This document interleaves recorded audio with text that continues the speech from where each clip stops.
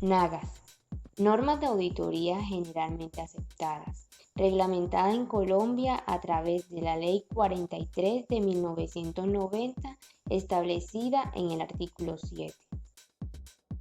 Antes de iniciar con la explicación de las normas de auditoría generalmente aceptadas, debemos tener en cuenta el concepto de auditoría. También se puede decir que una auditoría es la revisión a las actividades, resultados y procedimientos de un sujeto de control, con el fin de comprobar que funcionan de conformidad con las normas, principios y procedimientos establecidos. Además, las normas de auditoría generalmente aceptadas son los principios y requisitos que debe cumplir el auditor en el desempeño de sus funciones, de modo que pueda expresar una opinión técnica responsable. Fueron creadas por el Instituto Americano de Contadores Públicos Certificados de los Estados Unidos de América. Este comenzó en 1917 a publicar declaraciones sobre determinados aspectos de los trabajos de auditoría. En 1939 fue creado el Comité de Procedimientos de Auditoría. En 1972 fue creado el Comité de Normas de Auditoría, cuyos pronunciamientos se denominan normas sobre normas de auditoría. Estas normas pueden diferir de país en país. Por lo general son dictadas por el Colegio de Contadores de cada país, pero en general son 10 y se agrupan en 3 grandes renglones.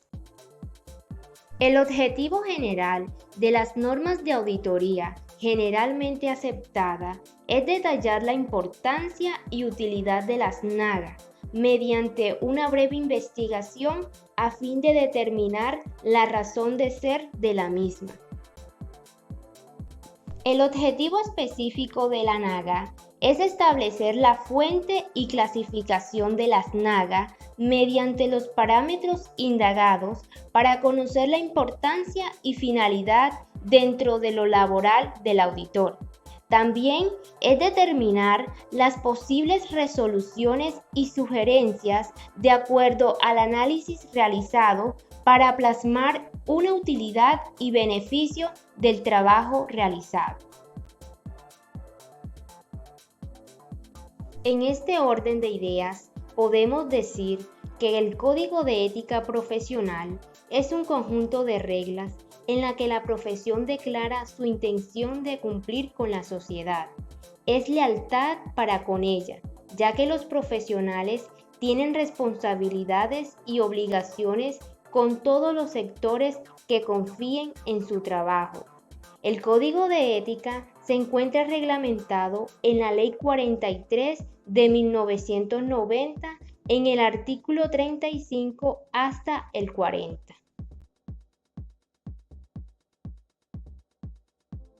NAGA versus NIA. Como parte del proceso que Colombia está ejecutando para dar cumplimiento a la Ley 1314 del 2009, Ley de Convergencia, la diferencia entre la norma de auditoría generalmente aceptada en Colombia, NAGA, y la norma internacional de auditoría, NIAS, la primera emitida por el Consejo Técnico de la Contaduría en Colombia, y la otra promulgadas por el Comité Internacional de Prácticas de Auditoría a nivel mundial. Como se observan los cuadros, al comparar las NAGA y las NIA, se visualizan algunas claras diferencias entre unas y otras. Sin embargo, el trabajo de compararlas requiere de un análisis más profundo, pero para efecto se enuncian las más significativas. Primero, las NAGA hace énfasis en las actitudes éticas del contador en Colombia, mientras que las NIA se enfocan más a la profundización técnica del ejercicio de la auditoría. Segundo, las NIA explican en forma más amplia los procedimientos de auditoría, mientras que las NAGA se enfocan en generalidades para desarrollar una auditoría. Tercero, ambas normas consideran importantes temas como A. La planeación de la auditoría. B. La evidencia de auditoría. C.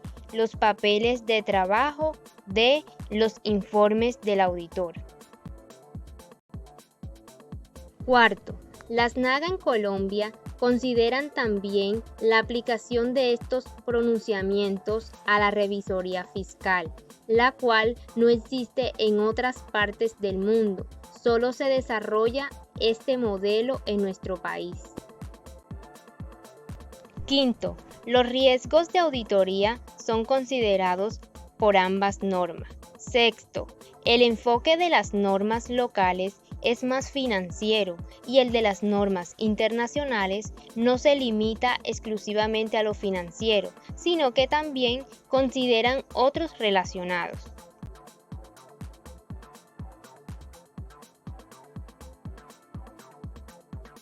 Las normas de auditoría generalmente aceptadas se dividen en tres grupos, según la Ley 43 de 1990 en el artículo 7.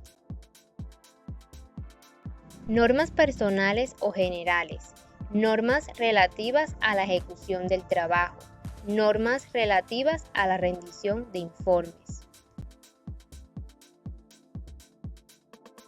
Normas personales o generales, integradas por entrenamiento y capacidad profesional, independencia, cuidado y diligencia profesional, reglamentada por la Ley 43 de 1990, establecida en el artículo 7. Entrenamiento y capacidad profesional. En esta norma no solo basta de ser contador público para ejercer la función de auditor, sino que además se requiere tener entrenamiento técnico adecuado y pericia como auditor, es decir, además de los conocimientos técnicos obtenidos en los estudios universitarios, se requiere la aplicación práctica en el campo con una buena dirección y supervisión. Aquí no solo es suficiente tener un estudio universitario como contador o que haya realizado una especialización de auditoría, es tener la experiencia necesaria en el campo laboral. Independencia. La independencia puede concebirse como la libertad profesional que le asiste al auditor para expresar su opinión libre de presiones políticas, religiosas, familiares y subjetividades como sentimientos personales e intereses de grupo. Es decir, el auditor no debe tener ningún tipo de vínculo con la empresa en la que está relacionando la auditoría, ya que su opinión no debe ser influenciada por nadie, debe ser objetivo, libre e imparcial. Cuidado y diligencia profesional. El profesional debe de esmerarse en la ejecución y preparación de informes, es decir, en el desarrollo de procesos de auditoría que se ejecute con total diligencia. Es muy importante que el auditor esté presente en cada etapa del proceso de auditoría. Esta norma se refiere de que el auditor independiente debe desempeñar su trabajo con el cuidado y la diligencia requerida.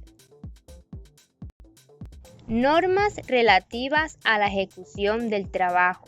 Su fin es determinar los medios y las actuaciones que aplican al auditor en su ejercicio. Están integradas por planeación y supervisión, estudio y evaluación del control interno, obtención de la evidencia suficiente y competente. Planeamiento y supervisión.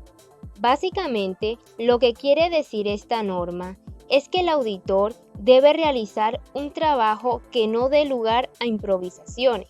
Es decir, si a un auditor lo contratan en una empresa, este debe prepararse y planear su trabajo. Estudio y evaluación del control interno. Este estudio se realiza con el fin de tener una base para determinar los grados de confianza y así establecer el alcance de desarrollo del proceso de auditoría. Obtención de la evidencia suficiente y competente. De esta manera, se debe obtener la evidencia válida que sea suficiente para que provea los elementos necesarios para definir su dictamen, que se obtengan en el mismo transcurso del trabajo, como el mismo espacio donde se desarrolla su labor profesional. Normas relativas a la preparación de los informes.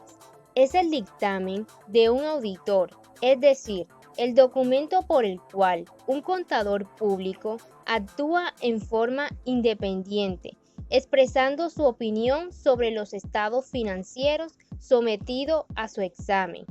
Esta norma está integrada por aplicación de principios de contabilidad generalmente aceptados, consistencia en la aplicación de los principios de contabilidad generalmente aceptados, revelación suficiente y opinión del auditor. Aplicación de principios de contabilidad generalmente aceptados.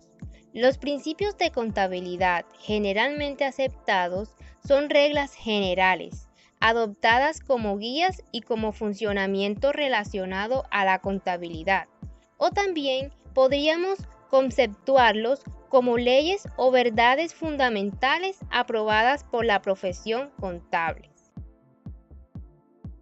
Consistencia en la aplicación de los principios de contabilidad generalmente aceptados. Para que la información financiera pueda ser comparable, es necesario que se considere el mismo criterio y las mismas bases de aplicación de principios de contabilidad generalmente aceptados. En caso contrario, el auditor debe expresar con su naturaleza los cambios habidos. Revelación suficiente y opinión del auditor. El objetivo de esta norma, relativa a la información del dictamen, es evitar una mala interpretación del grado de responsabilidad que se está asumiendo. El auditor no debe olvidar que la justificación para expresar una opinión, ya sea con salvedades o sin ellas, se basa en el grado que el alcance de su examen se haya ajustado a las nagas. Ejercicio de aprendizajes de las normas de auditoría generalmente aceptadas. Usted está efectuando la auditoría a la empresa XYZ S.A. En el transcurso de su trabajo se produce una vacante de la secretaria del gerente general. ¿Considera usted ético de su parte recomendar a su hermana para este puesto, que es una excelente secretaria y no tiene trabajo en ese momento?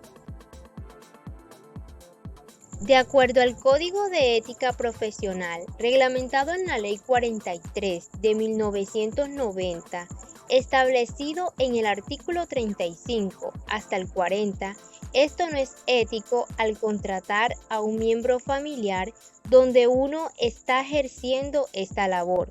De hecho, estaríamos yendo contra los principios reglamentados en la Ley 43 de 1990, artículo 37, que establece dicho código. No hablaríamos de independencia según el artículo 7 de la presente ley, porque en ello se enmarca aspectos muy frágiles al desarrollar esta actividad, y a la preparación de informes no tendríamos la potestad de hablar sobre lo que está ocurriendo con la empresa XYZ S.A.